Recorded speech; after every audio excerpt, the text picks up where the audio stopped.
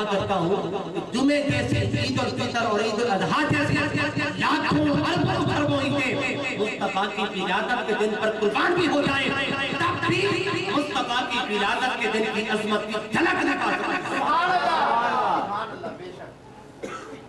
پھر سوال پیدا ہوا، دیکھو انبیاء تو اور بھی ہیں، ابراہیم علیہ السلام ہے، اسماعیل علیہ السلام ہے، اسحاق ہے، یونس علیہ السلام ہے، کسی اور نبی کی پیدائش کے دن کو، ولادت کے دن کو اور تخلیق کے دن کو تاجدار کائنات علیہ السلام نے اپنی امت کے لیے عید کا دن نہیں قرار دیا۔ آدم علیہ السلام کی تخلیق کے دن کو اپنی امت کے لیے عید کا دن قرار دے دیا، اس کی کیا وجہ؟ سوال سمجھ آ گیا نا آپ کو کہ انبیاء کیا اور بھی ہے، کسی اور نبی پیغمبر رسول کی تخلیق کے دن کو، ولادت کے دن کو اپنی امت کے لیے عید کا دن حضور نے قرار نہیں دیا ہے۔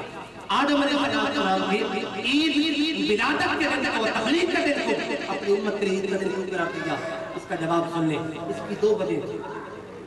ایک وجہ یہ تھی آدم علیہ السلام وہ نبی ہے، وہ پیغمبر ہے جنہوں نے سب سے پہلے آقا علیہ السلام کی ذات گرامی کو اللہ پاک کی بارگاہ میں وسیلہ بنایا۔ اللہ پاک نے اس زمین کو آباد کرنا، اس زمین کو آباد کرنے کے منصوبے کے تحت آدم علیہ السلام کو زمین پر اتار دیا گیا۔ آدم علیہ السلام سے بس دھول سرزد ہوئی تھی، انس یا آدم غلطی خطا نہیں ہوئی تھی، بس دھول گئے تھے۔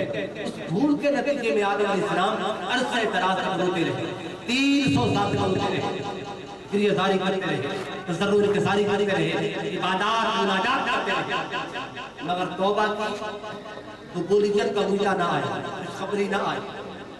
اتنے آنسو بہے کہ آدم علیہ السلام کی آنسوں سے ندیاں بہہ نکلی۔ پرندے آتے آدم علیہ السلام کے آنسو والا پانی پیتے، کہتے یارو جیسا مزید پانی یہ ہے، ایسا پانی تو کوئی بھی نہیں۔ آدم علیہ السلام سمجھتے کہ شاید یہ پرندے میرا مذاق کرتے، عرض کرتے باری تعالیٰ اب تو مجھے معاف کر دے، اب تو پرندے بھی میری حالت سار پہ ترس کھاتے۔ اللہ پاک کی طرف سے پھر بھی بخشش کی نبی نہ آئی۔ 300 سال گزر گئے، قرآن کہتا ہے فَتَلَقَّى آدَمُ مِن رَبِّهِ کلمات، اللہ پاک نے کچھ کلمات آدم علیہ السلام کے ذہن میں ڈال دی۔ کلمات کیا تھے؟ کلمات یہ تھے آدم بھول گئے جب تم پیدا ہوئے تھے، تخلیق تمہاری ہوئی تھی، اور جب تم نے آنکھ کھولی تھی یاد تو کرو عرش اللہ پر میرے نام کے ساتھ کس کے نام کو دیکھا تھا؟ بس آدم علیہ السلام کو یاد آ گیا، یاد کروانا تھا، یاد آ گیا۔ ہاتھ اٹھا لیجئے، عرض کیا باری تعالیٰ تجھے اس نبی آخر زمان جب واسطہ دیتا ہوں کس کی خاطر انبیاء کو نبیوں اور رسالتوں سے سرفراز کیا ہے۔ بس یہ آپ نے کہنا تھا، اللہ پاک کی طرف سے آواز آئی، میرے پیغمبر آدم تو 300 سال تک روتا رہا تھا، گریہزاری کرتا رہا تھا، تضرع انکساری کرتا رہا تھا، عبادات مناجات کرتا رہا تھا، مگر میری بخشش و مغفرت اس بات کی منتظر رہی تھی۔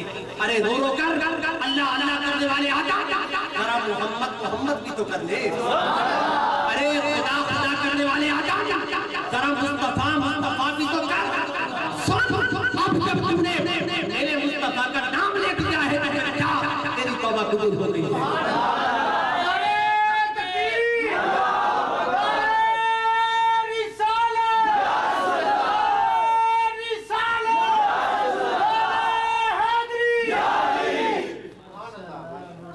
السلام کی ولادت سے بھی پہلے بخشش کا منار مصطفیٰ کی ہی ذات، ولادت مصطفیٰ سے بھی پہلے بخشش کا اور نجات کا دار و مدار مصطفیٰ کی ذات ہے۔ اب تو حضور کا وصال ہو گیا ہے، اب شاید بخشش کا مدار حضور کی ذات نہیں ہوگی، اب تو ڈائریکٹ اللہ سے مانگنا ہوگا۔ نہیں، احادیث اٹھا کے دیکھیے، حضور کا وصال ہو گیا تھا، 3 دن گزر گئے تھے، آقا علیہ السلام کو وصال فرمائے، پردہ فرمائے۔ ایک عرابی کے حامی آیا، آقا علیہ السلام کے مزار مقدس پر ساروں قطار ہونے لگا، یا رسول اللہ آپ کا تو وصال ہو گیا ہے، اب میرا بنا میری بخشش کیسے ہوگی، نجات کیسے ہوگی؟ ساروں قطار مایوس ہو کے وہاں سے جانے لگا۔ آقا علیہ السلام ایک صحابی رسول کے مسجد نبوی شریف کے اندر سوئے ہوئے تھے، اس کو خواب میں ملے، فرمایا میرے صحابی کھڑا ہو، فلاں شخص میرے در سے مایوسوں کے واپس جا رہا ہے، تاکہ اسے بتا دے کس طرح میرا پیش میری ظاہر حیات میں میری को मिलता था ना, उसी तरह मेरा फैज़ मेरे विसाल के बाद उम्मत को मिलता रहेगा।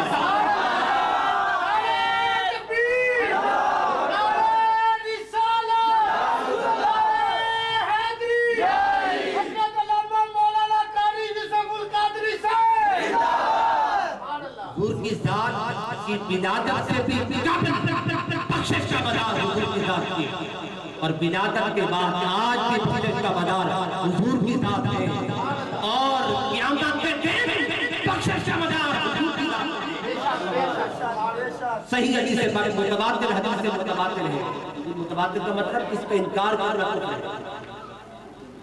बुखारी शरीफ के हदीस से मुतवातिर हुजूर ने फरमाया क़यामत का दिन होगा, लोग इब्तिदान आदम अलैहिस्सलाम के पास जाएंगे, वो कहेंगे नहीं मेरे पास ना आओ, किसी और के पास जाओ, मैं तुम्हारी शफाअत नहीं कर सकता।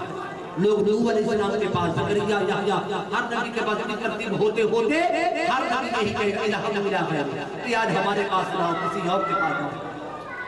तो लोग सारे अंबिया के दरवाजों से घुमा कर और फिर फिरा कर ताजदार कायनात अलैहिस्सलाम की बारगाह में आएंगे, अर्ज़ करेंगे आका आज हमारी शफाअत कोई नहीं कर रहा है, आज अल्लाह रब्बुल इज्जत की शान कहार इज्जत और शान जब्बारियत अपने पूरे पर है, कमाल पर है, तमाम पर है। आका आप हमारी शफाअत करें, आप हमारी बख्शिश का बंदोबस्त करें। आका अलैहिस्सलाम ये नहीं फरमाएंगे खुदा के बंदो, जब 1,24,000 करोड़ कभी आप नहीं कर सके तो फिर मैं क्या कर सकता हूं? जिसे बात में आका अलैहिस्सलाम फरमाएंगे आना लहा, आना लहा, आना लहा। अरे मेरे पास आने वालों, बिल्कुल तुम सही जगह पर आए हो, आज का दिन तो मेरा मैं तुम्हारी शफाअत करूंगा, मैं तुम्हारी निजात का और बख्शिश का बंदोबस्त करने वाला हूं। तो क़यामत के दिन भी ताजदार कायनात अलैहिस्सलाम की निजात बख्शिश का मदार अलगर्ज़ सबसे पहले वसीला खुदा की बारगाह में आदम अलैहिस्सलाम ने पेश किया, एक बात। और दूसरी बात यह है आदम अलैहिस्सलाम ही तो नबी है, इन्होंने सबसे पहले इंसानों में से सबसे पहले आका अलैहिस्सलाम कैसे आदम अलैहिस्सलाम जब तकलीफ जन्नत में रहने लगे, आदम अलैहिस्सलाम दोनों तन्हा रहे, इनकी तन्हाई को देखा अल्लाह पाक ने इनकी बाईं पसली से सिकता हवा को पैदा किया। फरमाया आदम तुम तन्हा थे, मैंने तुम्हारा जोड़ा बना दिया, ये तुम्हारी सौदा। आदम अलैहिस्सलाम ने इनसे कुर्बत चाही, करीब होने लगे। अल्लाह पाक ने फरमाया आदम करीब इनसे बाद में होना, पहले सारा इनका हक बाहर अदा कर, खुदा का पहले अपनी सौदा का पहले हक बाहर अदा कर। अर्श का बारी ताला मेरी सौदा का हक बाहर क्या